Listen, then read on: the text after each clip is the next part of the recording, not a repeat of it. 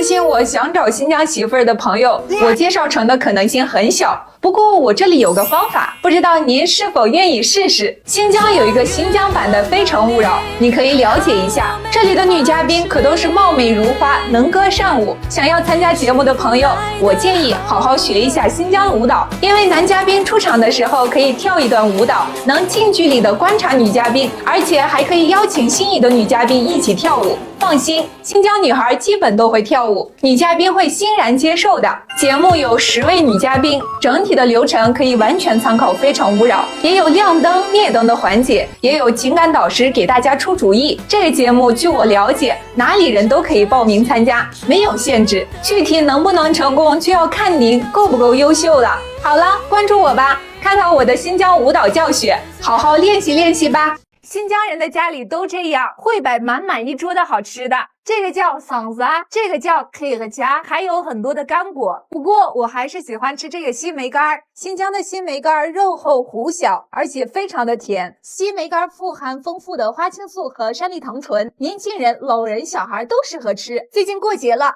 给大家2包10几块钱包邮，给大家选的都是又大又好、高品质的。带回去尝一尝吧。新疆人跳舞戴着帽子，为什么怎么甩都不掉？有什么秘诀吗？另外，新疆4级紫外线都那么强，天天戴着帽子，会不会很闷头发？你们不知道，新疆人从小就要练杂技，就是头顶帽子不能掉，还有顶帽子比赛呢。开个玩笑，其实我们跳舞的时候，如果动作幅度比较大，都会用卡子把帽子固定在辫子上。新疆紫外线强，戴着帽子反而能保护头皮不被晒伤，但反过来也会引起一些头皮问题，就是帽子太闷，非常容易让头发变油，慢慢就会堆积头屑。再加上我最近参加综艺节目，每天早出晚归，化妆的时候还会喷很多的发胶，外加小花帽一舞，一拍就是1天，完美的让头皮火上浇油。新疆好几个姐妹推荐曼秀雷敦潇洒洗发水，在新疆高紫外线的地方，一日头皮暴晒，全都是拿它维稳头发。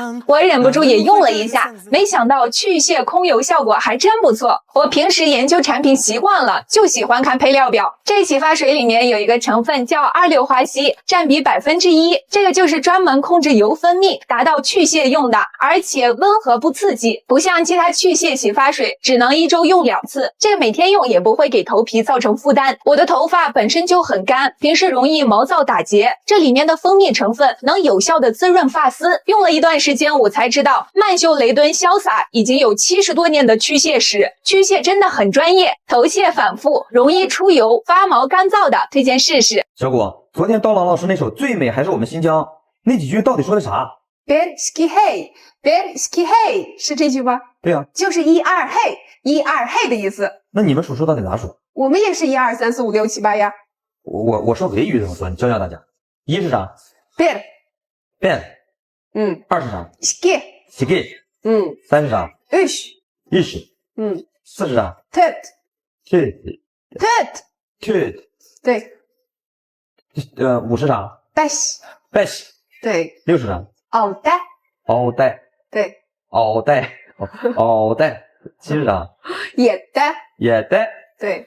8是啥？ Sekiz Sekiz。 9是啥？ Dokuz Dokuz。 Dokuz 算了。中国面积最大的县在哪里？你知道吗？这里比河北省的面积还要大，相当于2个江苏、12个北京、32个上海。放眼全世界，它的面积能超过世界上60%的国家。这里不光是面积大，还特别神秘。举世闻名的楼兰古国和罗布泊也位于这里。这个县就是新疆的若羌县。若羌县位于新疆东部巴音郭勒蒙古自治州，面积达20.23万平方公里，但总人口却不足8万人。每平方公里人口的密度仅有 0.3， 是名副其实的地广人稀。中国最大的镇在这里，罗布泊镇 5.2 万平方公里，相当于3个北京的面积。中国4大无人区，若羌县就占了2个，分别是阿尔金山无人区和罗布泊无人区。这里还有中国最大的沙漠塔克拉玛干沙漠，世界海拔最高的沙漠库木库利沙漠，中国最长的内陆河塔里木河，世界上出土干尸最多的墓葬小河墓葬。我国的国之大气第一颗原子弹就在这里试爆成功，标志着我国从此拥有了与其他大国相匹配的实力和国际地位。怎样，想不想来这里转转？如果你也喜欢新疆，记得关注我哟。你有没有想过找一个恬静的小村庄，盖个院子，种点花，种点菜，养几只羊，过着与世无争的生活？新疆有一个世外桃源，这里原本是一个很普通的小村庄，不知道从什么时候开始，一些城市里的人来到了这里，发现了这里的宁静与美丽，然后他们包下院子，改造成了一座座漂亮的民宿。随着慕名而来的人越来越多，现在这里已经成了更多人的桃源世界。大家给这个村子起了一个可爱的名字，叫荒荒村，荒荒悠悠生活的村，听着就安逸。这里位于霍城县，每年6月下旬到7、8月份，这里是最美的时间段，薰衣草会开遍每一个角落，整个荒荒村沉浸在一片紫色的海洋中，非常浪漫。而且这个时间段这里还会举办为期1个月的音乐节，今年是定在6月18日到7月18日。不光有音乐节，这里还有星空电影篝火晚会，一场星空电影定格一个美好的回忆，一场篝火狂欢在夏日的晚风里展开。如果有一天你累了，就来荒荒村吧，平淡宁静且治愈，抛开城市纷扰，远离都市喧嚣，闻闻清晨的花香，听听鸟叫，呼吸新鲜的空气，简单又美好。大家好，我是新疆小谷。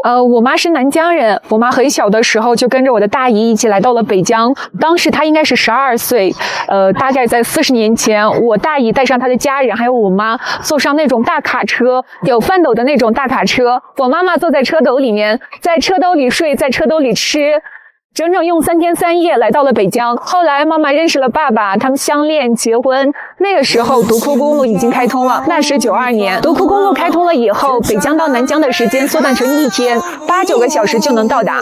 而如今我也长大了，新疆的发展越来越好了。随着天山胜利隧道的打通，北疆到南疆只需要3个多小时了，1天的时间就可以北疆到南疆来一个往返。我作为第一个开着国产新能源汽车极氪001的车主，成功穿越了天山胜利隧道，我亲身见证了时间的变化和新疆交通的变化，我感觉到自豪。现在的新疆交通越来越方便了，也欢迎全国各地的朋友们来大美新疆玩一玩，吃一吃，尝一尝我们新疆的水果。大美新疆欢迎你！历史上真实的唐僧到底是不是像我们在电视剧里看到的样子？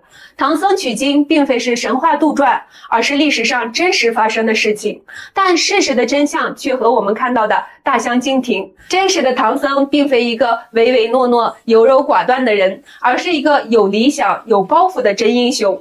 但他并非是玉帝哥哥，他取经也并没有唐王李世民为他送行，反而是乘着饥荒偷渡去的。这是为什么呢？唐僧原名陈毅，法号玄奘。他4岁丧母，10岁丧父，13岁跟随自己的二哥出家为僧。他悟性极高，且聪明伶俐，很快便远近闻名。青年时期便有了佛门千里驹的称号，受到唐王李世民的器重。但随着研究的深入，玄奘发现很多僧人所讲和经文内容不一致，而且有一些经书之间还相互矛盾，很多内容都被曲解了。到底哪些才是正确的呢？此事他为了追求真经，产生了去万里之外的天竺学习深造的想法，但这却遭到了李世民的反对。主要原因有2个：第一，西行的路途遥远，雪山、沙漠、迥异的气候，又要离开大唐的领土，可谓九死一生；第二，也是主要的原因，那是正是李世民准备对东突厥用兵之年，边关官兵，玄奘法师若是被敌方捉拿，极可能成为人质。而且玄奘本人又曾游遍大唐讲经说法，简直是一部行走的大唐百科全书。但玄奘去意已决，公元629年，他趁着天下饥荒，偷偷摸摸从长安，也就是今天的西安出发，一路西行，通过玉门关进入西域，也就是今天的新疆，再穿越中亚、南亚各国，最终抵达目的地。看到这条路线，我相信大家不禁要问一句：师傅，你为什么要绕路呢？关注我，下一期我们详细讲讲。哎，咱爸爱吃什么水果？西瓜。那咱回家不能空手回去啊，买点西瓜呗。那买个10块钱的吧。10块钱的闹呢？你回趟家拿10块钱的西瓜，最低15。拿得动吗？不用那么多。15块钱西瓜我拿不动吗？就买15的。走。你确定？我确定。大哥，给他选15块钱的西瓜，5块钱一个，随便挑。，5块钱一个，挑吧。这么大的西瓜5块钱一个。来，装到。哦，5块一个，5块。这一个得多少斤啊？13公斤。一个5块，一个5块。报个大来。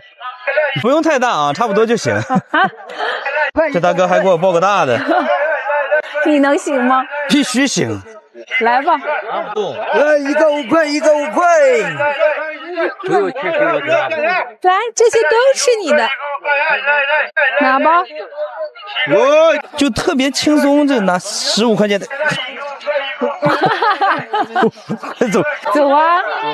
啊，我看看窗帘。走，看看窗帘。走。哎呀，不行，太重了。啊，看看小汽车。走。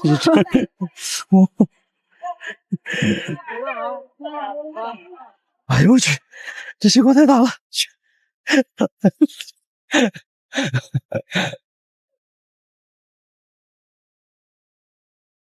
谁扔的水瓶子，真是一点公德心都没有。哎，走。哎呦我去，谁的妈，这西瓜这么大啊！来，感觉咋样？还行，买20的好了。可可托海它不是海，它倒是有一条阿尔济斯河，我国唯一一条流入北冰洋的河。那它为什么叫可可托海？您可不要觉得它在骗人哦。可可托海是蒙语的音译，可可是蓝色的意思，托海是弯曲的意思，加在一起是蓝色河湾的意思。在哈萨克语中翻译过来是绿色丛林的意思。这两个翻译非常形象地描述了可可托海的美。这里拥有国家5A 级景区，有白桦林、宝石沟、中山秀谷等等。但来这里，美丽的风景是其次，你还要知道，这里是一个为国家做出巨大贡献的地方。可可托海矿产丰富，世界上已知有用的141种矿物，可可托海3号矿坑就拥有86种，稀有金属占矿山储量的90%以上。就是这些稀有金属，在共和国初期帮助我们偿还了巨额外债。同时，我国两弹一星、航空航天一些核心的材料和燃料也出自这里。这里是名副其实的英雄矿。如果你也喜欢新疆，记得关注我哟。中国古代3大工程，你知道都是什么吗？前2个应该大部分的人都知道，而第3个可能90%的人都没听说过。第一个，万里长城，世界8大奇迹之一，总长度2.1万公里，这个不知道的评论区扣1。第二个，京杭大运河是世界上最长的古代运河，总长1794公里，这个不知道的评论区扣2。第3个是新疆吐鲁番的喀尔井，有1100多条，总长约5000公里，相当于北京到新疆往返的距离，这个不知道的评论区扣3。这个喀尔井古城井渠其实就是通过一个个深井打通地下的暗渠，是地下水利工程，是古代荒漠地区非常伟大的灌溉系统，始于西汉，距今已经有2000多年的历史。古代没有机械和测量工具，大部分工作都在地下，能完成这么伟大的工程，是古人勤劳和智慧的结晶。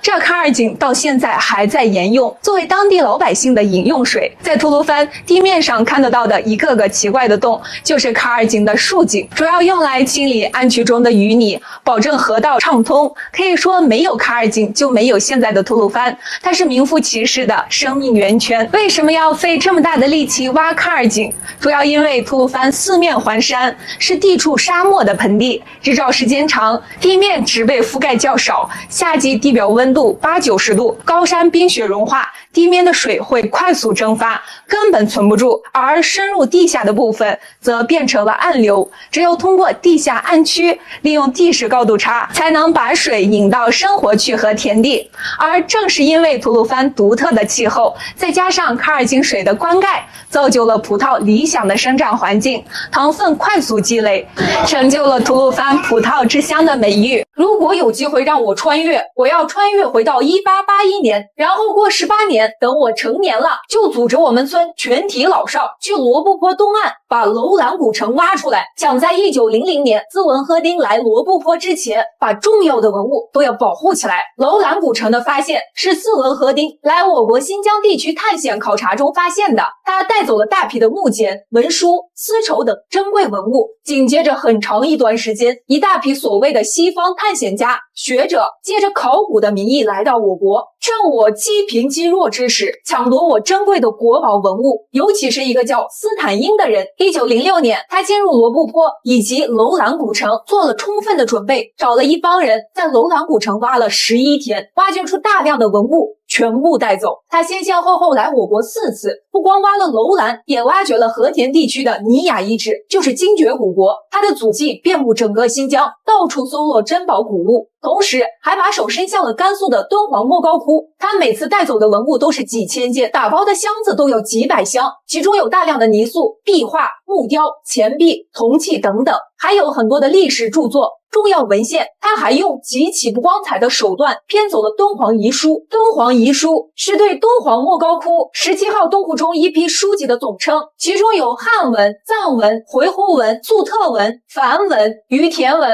吐婆罗文等各种文字的古代遗书数万件。敦煌遗书价值不可估量，可如今仍然散落海外。新疆居然还分为南疆和女疆。新疆居然还分为南疆和北疆。今天给大家讲一讲新疆哪里是草原，哪里是沙漠，哪里生产水果，又是哪里生产海鲜。来看地形图，新疆被天山山脉一分为2，这条线以南就是南疆，以北就是北疆，而天山这里有一个夹角，这一片就是著名的伊犁河谷。新疆最美的几个草原大部分都在这里，那拉提、康拉峻、卡西、夏塔等，夏天就来这里玩。而在这里就是尼勒克，天山脚下冰雪融化形成了河流，这就是新疆生产三文鱼的地方，叫红鳟鱼也行啊，反正不管叫啥都不建议生吃。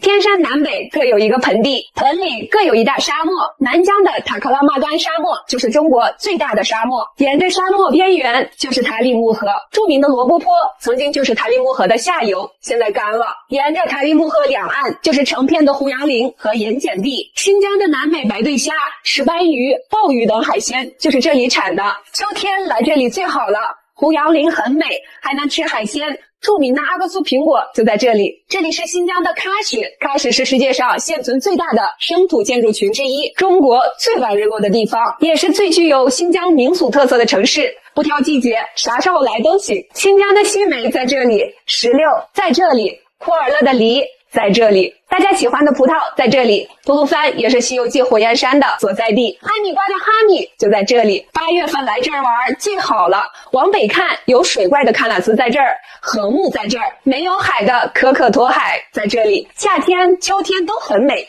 冬天滑雪也在这里，夺命的大乌苏在这里，都谁喝过？太多了，根本说不完。点赞关注我吧，来新疆小谷给你做攻略。来看全称：中华人民共和国新疆维吾尔自治区克孜勒苏柯尔克孜自治州乌恰县齐根乡苏木哈纳村。这名字太长了。这里是我国最晚日落的地方，也是我国陆地的最西端。在每年夏至前后，这里晚上10点半才刚刚日落，与我国的沿海省份东部的城市有3-4个小时的时差。这里就是我国最西端的省区新疆，而新疆最西端的城市就是我们熟知的喀什。喀什以西就是我国最西端的自治州克孜勒苏柯尔克孜自治州，这也是中国名字最长的自治州，简称克州。克州有我国最西端的县是乌恰县，乌恰县有我国最西端的乡是吉根乡，吉根乡有最西端的村是斯木哈纳村，也就是我国西几石碑矗立的地方。中国西几石碑在地理位置上，这里并不算祖国的最西端，但这里确实是我们普通人所能抵达的最西端，海拔3000米左右。中国真正的最西端在阿克陶县一座海拔5000米的山上，游客是无法抵达的。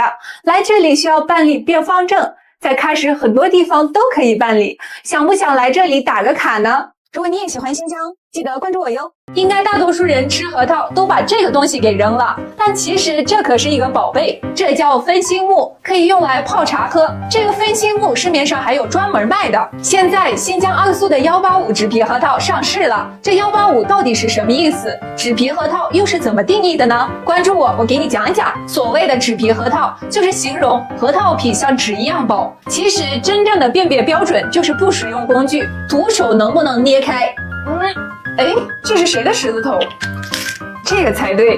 大部分能徒手捏开的就是纸皮核桃，如果都需要工具才能打开，那就不算纸皮了。这185到底是什么意思？实际上它就是培育出来的一个新品种，个大、壳薄、含有量高的纸皮核桃，在当初育种时候的标号是185，因此被称为185纸皮核桃。很多农作物的种子都是类似这样命名的，您都知道哪些呢？看，这个就是核桃成熟的样子啦。新疆的纸皮核桃是核桃中的天花板，主要是因为新疆独特的自然条件，其他地方是没办法媲美的。核桃的营养非常丰富，大家快来吃吧。古西域的楼兰到底做了什么，才遭到那么多人痛恨？王昌龄的千古名句“黄沙百战穿金甲，不破楼兰终不还”。李白也写过“愿将腰下剑，只为斩楼兰”，好像提到西域必有楼兰。楼兰到底在哪里？它真的是像玛雅文明一样一夜间消失的吗？它有怎么样的故事？关注我，我给你详细讲一讲。楼兰是古代西域的一个小国，早在汉文帝时期，楼兰被匈奴控制，《史记·匈奴列传》中有明确记载，楼兰古国位于塔克拉玛干沙漠东岸，是去往西域的交通要塞，必经之路。因此这里贸易发达，国家富庶。但是大汉和匈奴的战争，楼兰正处于双方交战的核心区域，乃是兵家必争之地。楼兰又是一个墙头草，在匈奴和大汉之间反复倒戈，最终在公元前77年，汉朝大将霍光，这个霍光大家熟不熟？他哥哥你肯定认识，是大名鼎鼎的霍去病。霍光派傅介子刺杀楼兰王，楼兰自此灭国，更名为鄯善，王都南迁后，经历了大汉的灭亡，三国鼎立。曹魏时期还在楼兰设置了西域长史，直至西晋前辽后期，西域长史机构撤出楼兰，楼兰城最终被废弃。古楼兰的消失，明确记载是在公元400年，高僧法显在他的《佛国记》中写道：“此地上无飞鸟，下无走兽，遍望极目，欲求度处，则莫之所拟，唯以死人枯骨为标识耳。”楼兰彻底没了。注意了，这个时候可还没有到唐朝呢，但大家熟知的斩楼兰、破楼兰可都是唐诗，因此可以断定诗人只是借助楼兰抒发自己的情感。楼兰多少有点惨，都没了还被写进诗里出气。我渴了，买水去。我要喝奶。喝奶？这就有。哦，这新疆路边就有卖奶的。你要喝多少？我来10块钱的呗。啥？10块钱？对啊，一杯奶茶不得10块钱吗？那你喝得了吗？没问题，来吧。你必须喝完哦。再借来10块钱的。这真的是纯天然的奶啊！一勺。还有吗？有，还有呢。10块钱的啊，姐。3勺，4勺。喝吧。这是10块钱的。你是真的。这是多少啊？10块钱5斤，都得喝完。是谁把西域改成了新疆？而新疆为什么叫新疆？其实早在汉朝时期，北方的匈奴连连进犯，汉武帝派张骞出使西域，希望联合西域一起抗击匈奴。最终张骞不辱使命，匈奴败退，西域也至此归顺了汉朝，正式纳入了中国版图。后经朝代变迁，西域得而复失，直至乾隆年间，又再一次收复了失据1000年之久的西域。乾隆大帝把西域改名为新疆，寓意着故土新归。这个疆字又有什么含义呢？疆字的拱字旁代表的是我们新疆延绵5600公里的边界线，梯土旁代表这是中国领土不可分割的一部分。疆字后半部分的3横代表的是新疆的3个山脉，分别是阿尔泰山脉、天山山脉、昆仑山脉。两田代表夹在中间的准噶尔盆地、塔里木盆地。这两个盆地自然就衍生出了两个沙漠：库尔班古特沙漠和塔克拉玛干沙漠。没想到江字还有这么深刻的含义吧？如果你也喜欢新疆，记得关注我哟。一杯热一幅画，他人生笑他。放低落发，看那是风起扫马，谁能为我熬一缕情花？那人是你吗？快跑！咋了有狼追我！哪儿呢？那为什么追你？我偷了他的毛。你偷了狼毛？狼毛。在新疆旅游，你会不会遇到狼呢？大部分情况下是遇不到的，但新疆有个地方你可以看到很多的狼。走，我们去看看。看，这个山上全都是狼。这边还有一个黑狼。你们敢想吗？养这些狼的居然是一个女人。看，吴杰正在薅羊毛，不是羊毛，狼毛。薅羊毛敢信啊？我这是纯纯的狼哎！吴姐，这个所有人都能薅吗？你下不可以。我可以进去薅是吧？是的，是的，你绝对可以。他薅我，我薅他。吴姐，我问你一个问题啊，如果在野外遇到一个狼，应该怎么办？野外遇到狼的情况下，首先第一个你不要害怕，你是2条腿，他是4条腿，你绝对跑不过他，这是第一条。第二条，如果手上有铁器，旁边有铁器或者是什么东西的时候，你弄出来一些响声。再要是实在没招了，把衣服一脱下来，掏过头顶，发出最难听的叫声就可以。这是唯一自救的，而且你和他不要对视，你不要和他对视。但凡他要是走开一点点，你赶紧找个机会溜。但是你不要直接这样看到好掉头，我这样一跑不行啊！你是要面对着他，这样子盯着他，这样慢慢的退，离开他。这是在野外遇到狼的时候，你先是要自己冷静下来，再去对付他。学会了，大家知道了吧？作为一个新疆人，我苦练了10年，练成了如今的普通话。没想到最后你们说喜欢听能言文，我也不会呀，勉强跟你们说一个吧。我支持你，你的后面我在呢，你很有文采呀，你的肚子里墨水有的呢，你不要再缠着我。朋友，你不要像泡泡糖一样在我后面站着呢，我要掐死你。我现在一点点空气不给你，一点点空气不给你。不知道哪个工程队能接这个项目，评论区联系我。今天我们来搞一个大项目，如何把中国最大的沙漠变成绿洲？这里是骆驼见了都要流泪的地方，被誉为死亡之海的塔克拉玛干沙漠，面积33万平方公里，相当于2个广东。如果这里变绿洲了，就能有效地解决我国水资源分布不均的问题。我有2个不成熟的小想法，不知道哪位专家老师可以帮我看看。青藏高原被称为亚洲水塔，是世界第2大冰川聚集地，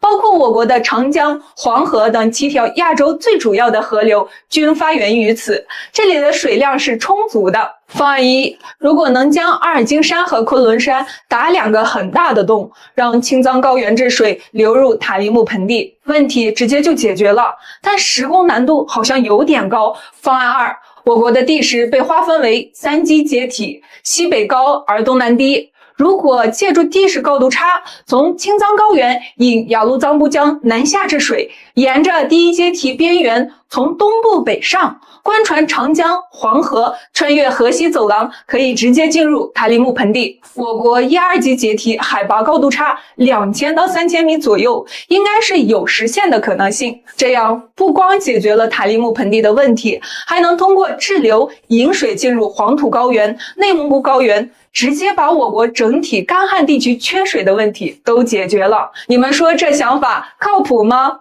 如果你也喜欢新疆，记得关注我哟。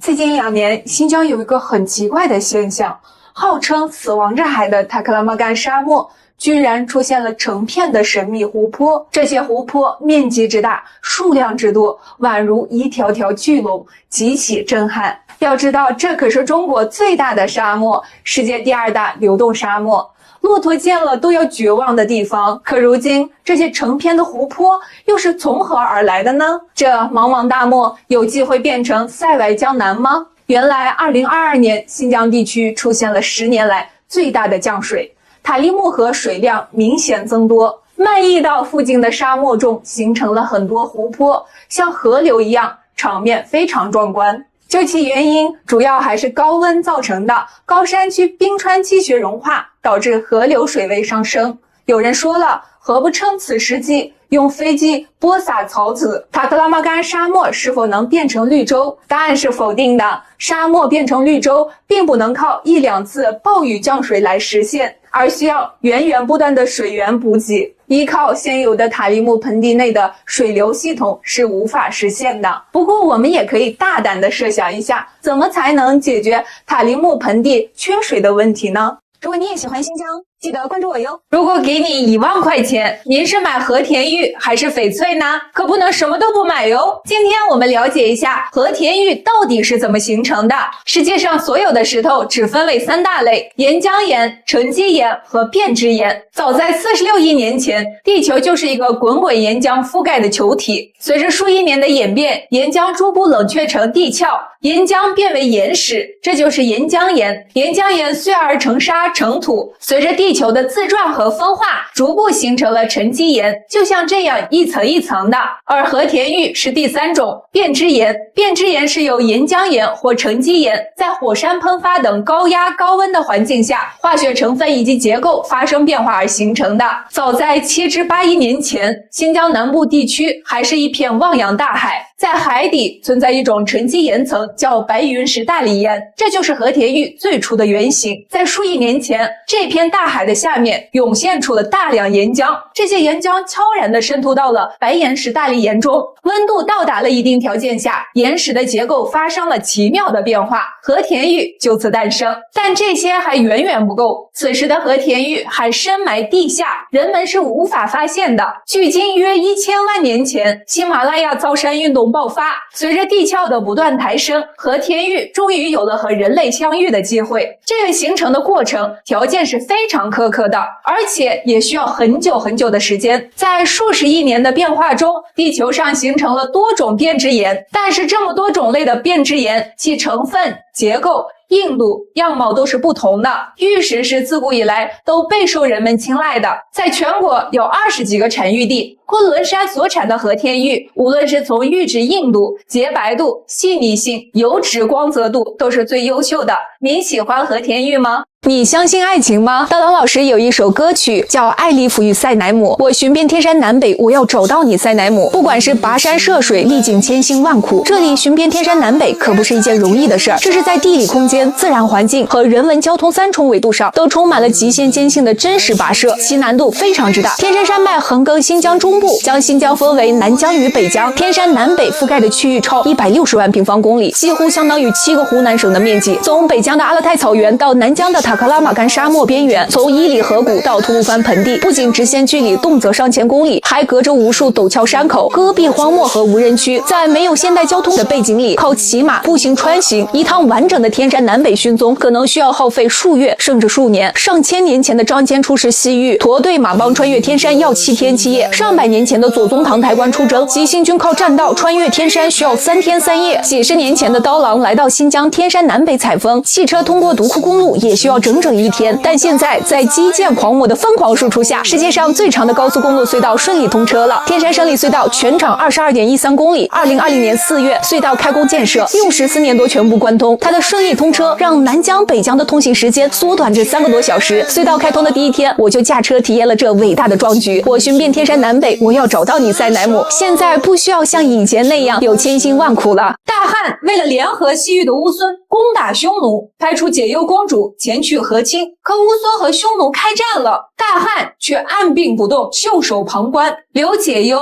不得不自己想办法明解乌孙，拼死抵抗。原来此时正值汉昭帝驾崩，汉朝内部极其不稳，实在没办法出兵。继位的汉宣帝处事沉着冷静，先派出使者前去商议。公元前71年，大汉决定出兵，派出15万骑兵攻击匈奴。不过还没等他们动手，乌孙这边却意外的大获全胜。这一战后，匈奴从此一蹶不振，这标志着汉帝国自汉武帝以来联合西域夹击匈奴的夙愿实现了，也标志着匈奴的威胁基本解除了。解忧公主20几年的奉献和坚持，最终没有白费。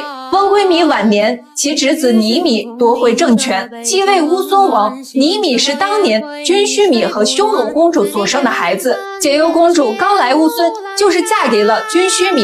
可现在根据习俗，解忧公主也不得不嫁给尼米。尼米很敌视汉朝，也非常残暴，倒行逆施，国人共愤。解忧公主决定背水一战，解决了尼米，可最终以失败告终。解忧公主求助西域都护府郑吉救援，才保住了性命。公元前53年，乌孙内乱，尼米被杀，乌鸠图成为新乌孙王。汉宣帝决定讨伐乌孙。西域都护派解忧公主带来的冯辽前去劝降，最终乌鸠图同意和解，让位给解忧公主的儿子。在不费一兵一卒的前提下，乌孙成为西汉的属国。冯辽因此立功，被封为大汉的正式使节，成了我国历史上公认的第一位女外交家。公元前51年，解忧公主已年过古稀，带着孙子孙女回到长安。2年后，解忧公主与时长辞。解忧公主终其一生，稳固了大汉边界的安全，促进大汉统一西域，为大汉和西域的发展做出了重要贡献。她的付出和功绩不亚于任何一位和亲公主。这里被称为中国箭乡，他们射箭真的那么厉害吗？今天是他们1年1度的射箭比赛，走，我们一起去看看。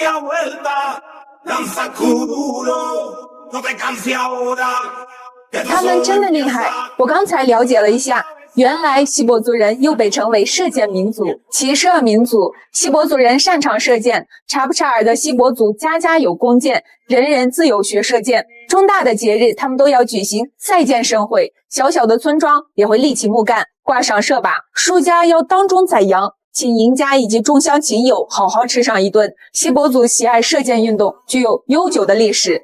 锡伯族男孩一落地就有弓，锡伯族男女几乎人人都会射箭，这源于他们先祖的生活方式。锡伯族的先祖是东户系的托跋部，早在东汉以前，他们活动在大兴安岭北端，以畜牧迁徙、狩猎为业，因此锡伯族与弓箭有着深厚的历史渊源，甚至于弓箭上寄托着对祖先的崇拜与信仰。清朝将锡伯族编入8旗。锡伯人的射箭技能变成了保家卫国的利器。现在弓箭不再是之前的作用，但锡伯儿女仍然用弓箭在为国争光。据悉，在2008年北京奥运会上，中国男子射箭队获得团体铜牌，其中队员薛海峰就是从察布查尔走出来的锡伯族青年。男子射箭队的总教练郭美珍也是察布查尔的锡伯族。好了，我不说了，我要去学射箭啦，拜拜。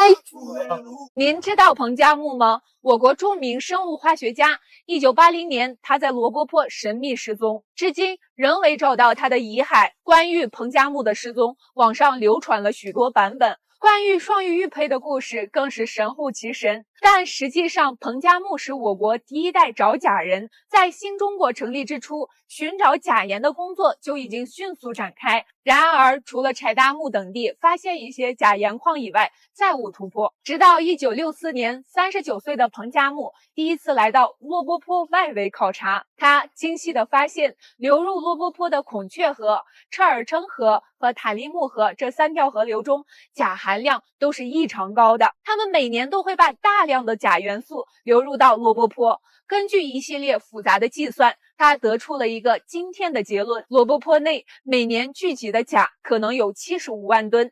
他立马向国家打了报告，申请进一步进入深处考察。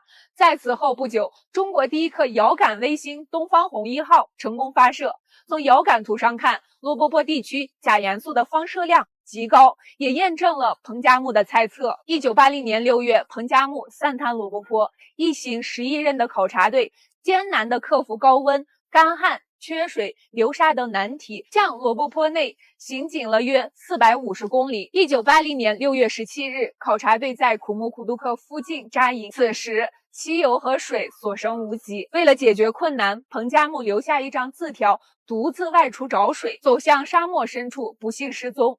彭加木的失踪给罗布泊更添加了几分神秘。此后一段时间里，很多人对他望而却步，直到16年后，一位女科学家却依然踏上了征途，她就是中国著名地质学家王米粒。